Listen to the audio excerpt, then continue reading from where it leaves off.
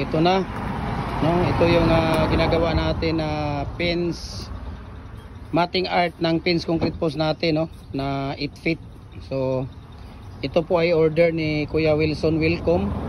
Kasalukuyang nasa United States of America po siya. At yung farm niya ay nandito sa Baongon, Bukidnon. So pang 600 na order na po niya ito, no, ni Kuya Wilson Wilcom. Ayan. So ni Kuya, nag-overtime sila ngayon Sunday. Dahil pinapa-overtime ko sila dahil minamadali natin yung order niya. Ayan, silang duwa ni Kuya John Ray at si Kuya Tata. Kuya, mag-hi ka sa mga followers natin. Hi. Ayan, si Kuya Tata. Welcome to my guys. Si Kuya Tata ay taga saan ka, Kuya? Ulutanga.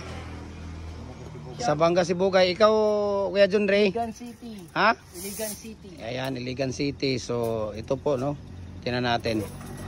Jay, bilis-bilisan nyo para makita nila. Ayan, ito po yung ginagawa, ito po yung nilalagay natin sa loob ng molder, no?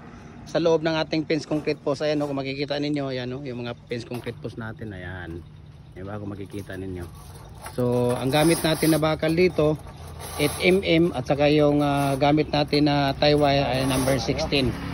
Ayan, so maraming salamat po and God bless po sa ating lahat.